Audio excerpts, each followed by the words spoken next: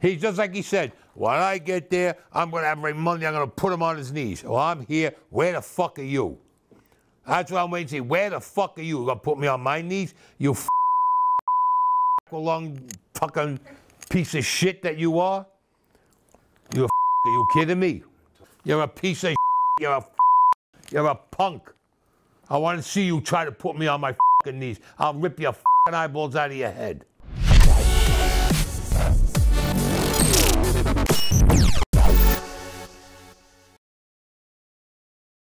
Anthony Riamondi, thank you. My pleasure. You flew all the way from NY today, Right. March 25th.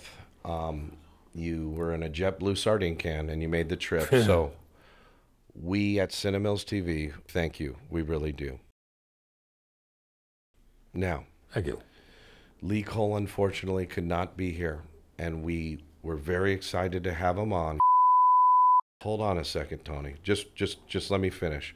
We were excited to have him on because when we initially interviewed you, our comment boards chewed you up about your Vietnam record, about your mafioso record, etc. Okay?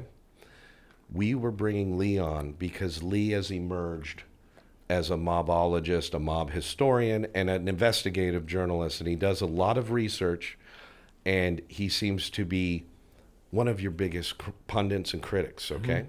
So we wanted to bring him on because we at Cinemills TV aren't staffed to be an investigative journalist company.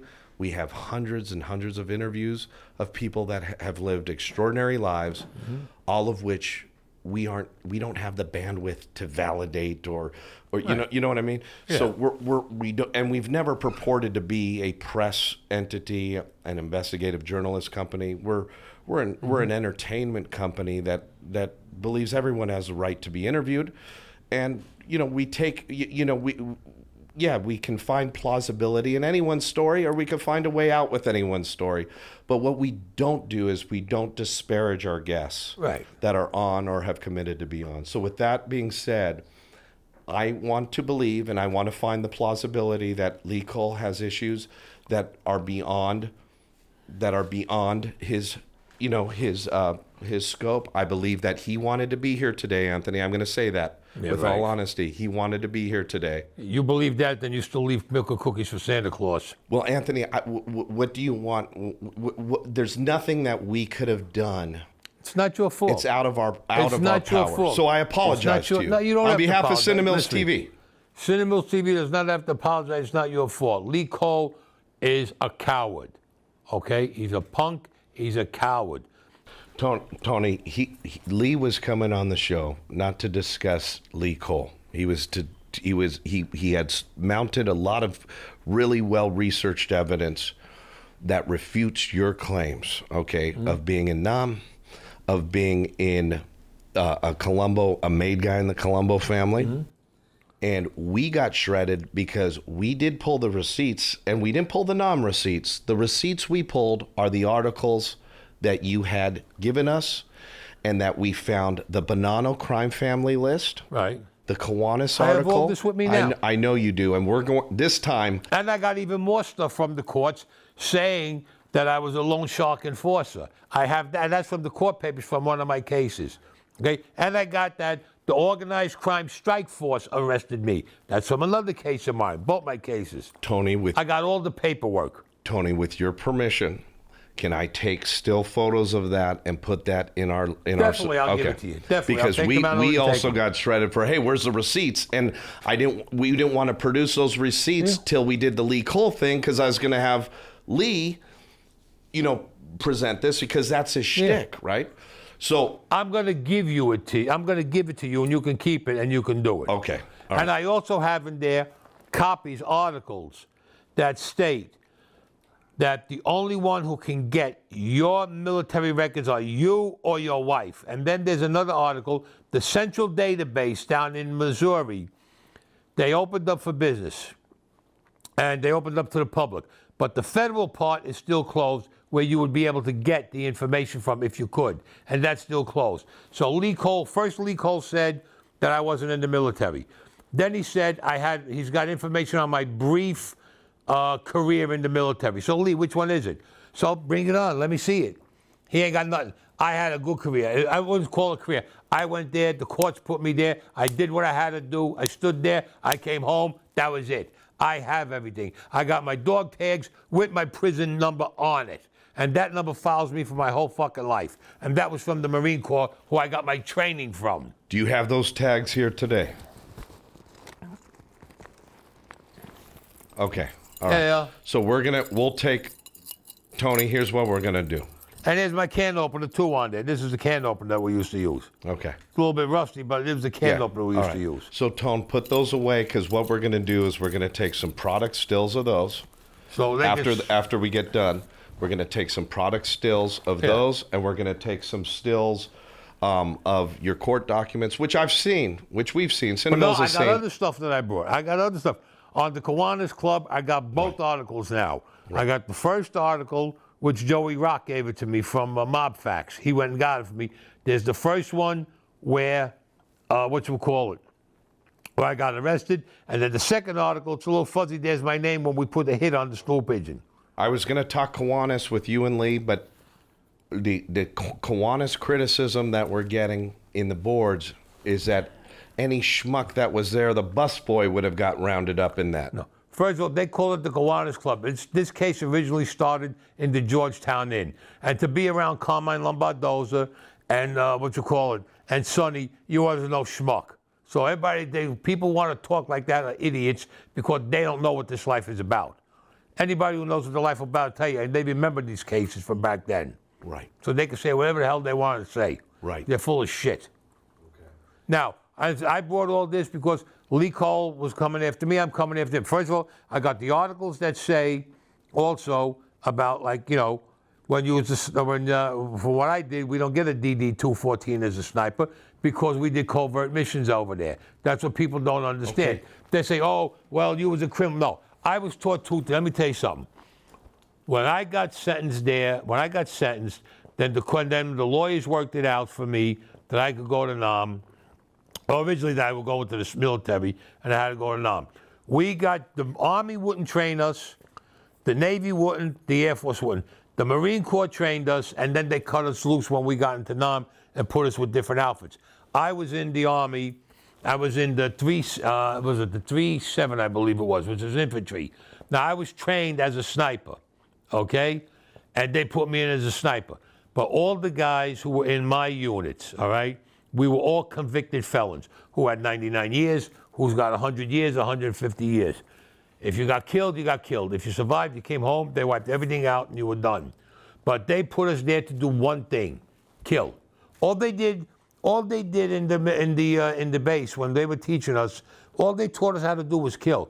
They didn't teach us nothing else. They didn't teach us, like, if a guy gets shot, one of you guys, how to help him stop the bleeding. They taught us you go in, you kill everything that fucking moves, and you get out. Right. And they were hoping that all of us would have died. I was one of the fortunate ones that I survived. So I know Lee, among other guys, have said, sniper school's a very intensive training thing. You have to study the curvature of the earth and wind and so forth, and there's calculations that are complex. Right. Were you taught that, or were you just, was it more of a sniper for dummies thing? 4 months we were in training. Okay, 4 months I was in training. They taught me hand-to-hand. They taught me how to use a knife. They taught me how to use a blade, everything. Just like when I said, one jerk-off laughed when I said they taught me how to kill with a paperclip. They taught me how to kill with a paperclip. You don't believe it, you believe it. I don't give a fuck if they believe it or not. I know where I lived and what I done. When I was taught as a sniper, they taught me, now all these new guys, they got spotters. They didn't give us spotters. They gave me my scope. They told me how to judge the wind, how to look in the trees. In other words, if I was looking for a guy saying he was so good in the trees, okay, that you couldn't find him, they told me scout through the trees. If there's no wind, they says look wherever you see leaves might be moving. And then that means there's somebody over there. I used to let a round go, and I used to get the guy, and I used to take him out. Here was my job. When I went out, they would give me a mission to go on. For argument's sake, let's say there was I'm just going to use off the top of my head. There was say it was in Cambodia, and there was maybe a colonel or somebody that they wanted killed. All right, they can't send a whole platoon in. They got to send like one guy in with a scout to pick him off and get out. That was how my job was. I would find a guy, I would learn his habits and everything. I'd be there. If I found my target, now I'm going to explain something to you. If I found my target, I'd spend 2, 3, 4 days just studying him. And then I knew when the time was right, and I would take his life, and it was gone. Now, other scenes were, like when I first got into Nam, we had a Help Savoy company. They were pinned down by snipers, all right? I was the one that I was down. I was looking for the snipers, and every time I seen either the, if you want to call it the smoke screen from when they were let off a round. Like a muzzle flare? So, no, it was a smoke screen, or sometimes there would be a tracer at night, or like they taught me, if there's no wind, you look in the trees or wherever, you see something moving, you send a round in, and that's how I would take them out. Right. But also, I was also in regular combat. Right. I was called upon when they needed me to do specialty work. They called me, I went and I done it. Otherwise, I was in there, I was in the field, in the mud, fighting with everybody else. Now, I would chase guys, and we went to Cambodia, and there were guys would run into, it was called an anthill. An anthill is tunnels that you go in, and we used to have guys, they called them tunnel rats. They were small, they're not as big as me, they were smaller guys that could go in and flush the guys out. But then it started getting to the point where when the guys would go in there to flush them out, they were getting killed also because they had trip falls in there. Like you would be going across and they had like covered, you would fall on the bed of spikes. So what I used to do when we used to chase them, I used to get the Law's rockets, the handheld cannons, and send the bazooka, and send the rockets right in there and kill maybe 5, 6, 7 of them at a time. That's how I built up my count of 300 men. Not that I shot 300 men, like I've been explaining to all these people before. But so in these tunnel systems, you don't know how many guys are down there, how many VC are down there. You have no idea. Right. So you it's assume called an anthill. when you destroy that with whatever RPG or whatever you used, you bury everybody alive. So yeah, okay, that makes sense. And we had, not many people were ripping you for that one. The sniper thing came up, and the Canadian sniper team in the Middle East, the successful kill was more than 2 miles. I'm just getting word. 3,000. That's some kill. 3,871 What year was yards. that done?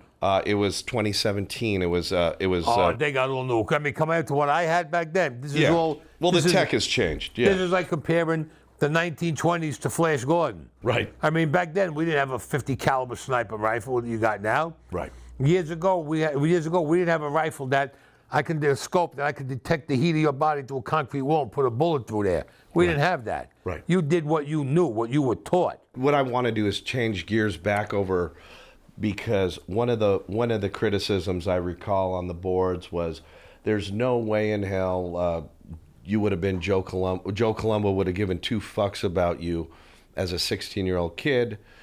That came up. The Salvador Burns thing always comes up, where there's one guy that, and we already hashed all this stuff out, but I'm just trying to go back through the comment boards. I'm a little unprepared because obviously I was set up to moderate you guys. With Sally Burns, it was Salvatore. There was Frankie Burns, Sally Burns, and Jimmy Burns. They were brothers and a cousin. Now, Sally Burns got whacked. Their real name is Granello. I did not kill him. I killed his cousin, Sally Burns. Now, everybody's, oh, how there's Sally Burns? In my family, there's 3 Anthony Raimondis. Okay, there's 3 of us. In Italian families, there would be no argument to have, like, say, 2 or 3 Anthonys, 4 or 5 Carmines, a couple of Salvatores. Sure, all right? Yeah. The guy that I clipped came out of prison. He was a cousin to Sally Burns Granello, who got whacked. I think his own guys whacked him or whatever. This was his cousin. Okay. So get it through your head, people. His cousin. Whether it was a 3rd, 4th cousin, he had the last name Granello, and he used the name Burns, just like Jimmy Burns, Frankie, and the rest of them. It was his cousin that I killed. That's number 1. Right. Now, what was the other thing about? You said with the Columbos? Man, there's a list of stuff. No, before Sally Burns, you said something else. Sally Burns, Joey Colombo, why would he give a fuck about a little 16? First of all, Joe Colombo was good friends with my father. My father worked for the National Commission. They called him Top. Okay? All right, that's number 1. That's number 1. Number 2, I was brought down there with my cousin Mac. All right, McIntosh. And my cousin Mac was Carmine Persico's right-hand man and top fucking enforcer. And Tom DiBella, who was my father's godfather, was one of the acting bosses in the family also. When they knew that I was Frankie's kid, as they called me, they said, let him stay. There's no problem with that. Because that's the type of respect my father had. So these people know nothing. Because I'll tell you right now, all these new guys who say they never heard of me, or they don't know me, you ever notice? They're in their 40s, late 40s. They weren't around. I remember them when they were kids, 2 years old, 1 year old. They used to run into the Diplomat on Carroll and 3rd where we stood, and we used to send them out. They couldn't stay with us. No, I understand that. I understand that. So One of the criticisms is, you know, you're full-blooded Sicilian. How do you have a first cousin that's Irish, Macintosh? Okay, I'm going to explain. I'm going to tell you how I got a cousin. He's half Irish, you morons. Not full, not full. Okay, now here's what it comes down to. I had my grandfather, Antonio Raimondi, has a cousin named Ralph Guido. Now follow. Ralph Guido had a sister named Rose. You following? All right, they were from Sicily.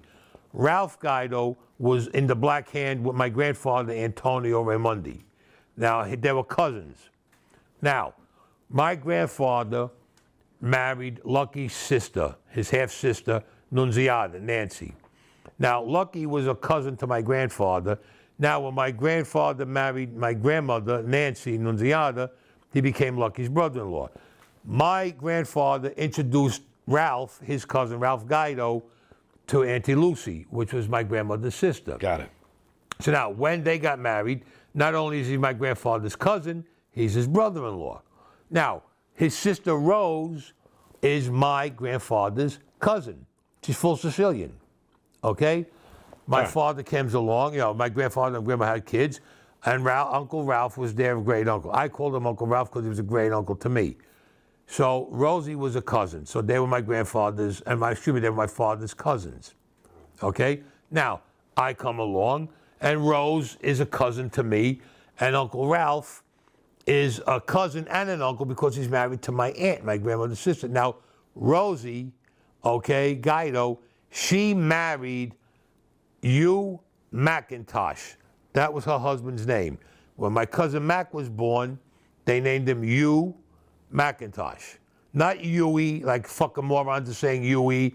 They don't even know what his name is. My cousin Mac's real name is Hugh, middle initial E for Edward McIntosh. Okay. After his father. Right. Put that aside. And he was my cousin. Okay. Whether you want to call him a 5th cousin, a 10th cousin by blood, because his mother is my blood, is my cousin. I got you. All right. So Tony, you got shredded in our comment board. And I know you've been dealing with this criticism, and you've challenged anyone to come meet you. I know that about you. To come and meet me. And not one of them showed up. Like that piece of shit today, Lee Cole, who's been bad-mouthing me, and he doesn't come up and goes, oh, he's got medical problems. Well, let me show you something. No, Tony, you don't need to do that. I got a fucking pacemaker. Wait, I got a pacemaker. I got the scars under my neck from the cancer surgeries that I'm still getting chemo and cobalt, and I flew here in a jet. The altitude ain't bothering me. So where's Lee? Why do you have that so bad? He's full of shit. You know, Tony, he's not here to defend himself. You're here, and we respect you for being... Hey, listen to me. Wait a minute. Nobody told him not to come. He didn't come because he's scared fucking shit. Because he knows I got a ton of proof to show my military that they can't get the records. I got a ton of proof that I was in the Colombo family. And I got a ton of shit on him, things that he done to people. And he don't want it known. And I'm going to let my audience and your audience and other audiences know that Tony has brought a lot of evidence. It's laying in the green room on the table.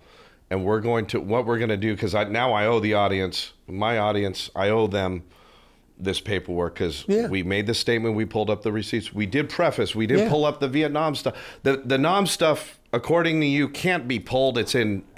I got other articles, and the last one was done in March this year. I think it was March 7th. Right. That the central database in Missouri. Okay. They were closed down for coronavirus. They were closed for corona. Now, they opened up to the public, but the federal section is not open to the public. That's where the records would be. Now, there's other things that there were over 1,800 records were stolen out of the central base, and they disappeared, and there were fires. They found them thrown out. Somebody sabotaged the records. So there was a huge file dump, is what you're saying? Yeah. And I got the articles for that, too. I'd like to see that, because that sounds a little wacky. I got that here for you. All right. I got all that here for you. They can say whatever they want. And then the same article where they're saying that the central database in Missouri that they had just opened up again, there's where it says the only one who can get your information is either you or your spouse or one of your children, and they have to prove they're your child. And I have stuff on my phone also. Okay. So I'll give you everything I got here. And if I do come back, I'll pull out everything on the phone and give it to you again, too. No, that's fine. The only reason why I'm saying that, because you know I have to get a flight out today. No, I know you. Because of that pig who never showed up. I know you got to turn around that coward that he is, and he's nothing but a He's just like he said, when I get there, I'm going to have Raimondi, I'm going to put him on his knees. Well, I'm here. Where the fuck are you? That's what I'm waiting to see. Where the fuck are you? You're going to put me on my knees? Aqualung piece of that you are. He picks on everybody else's family, but if you say something about his, all right. Oh, he don't want no none. You know what he did? I'm going to tell you one other thing, how low he is. Tony. You all know John Gotti? Heard of John Gotti? Of course, we've heard of Gotti. You heard about the story when John Gotti's son, Frankie, 12-year-old kid, got run over by the car and he got killed, right? You've all heard that? Right. This put out a video saying that it was the kid's fault that he got killed. How the fuck you do that to a family? All right. You low-life Tony, listen, we got to wrap it up. We got to turn you back to the airport. Listen, Cinemills TV wants to thank you for being a man of your word. My pleasure. So far, you've only been a man of your word to us. We appreciate that. We thank you for making this long journey from New York. I know you have a wake to catch, and you have to turn around on the same flight. So as far as we're concerned, you lived up to your end of the agreement, and I believe, and we want to believe, that Lee Cole wanted to be here. There were extraordinary circumstances that prevented him from being here. Yeah, you all see the paper, just to make sure you don't say this was printed fucking a week ago. The 25th of March, 2022. All right, so this wasn't done a week ahead of time or 3 weeks ahead of time. There it is. Take a good fucking look at the numbers on here. So Lee Cole can't bullshit. Right there. March 25th, 2022. Today's paper. So Lee Cole cannot turn around and say, oh, they printed this, they did this weeks ago. Here's the proof, Lee. Tony, listen, thank you for coming through, man. My we pleasure. really appreciate it. What you got, man? Yeah. I'll get everything out for you.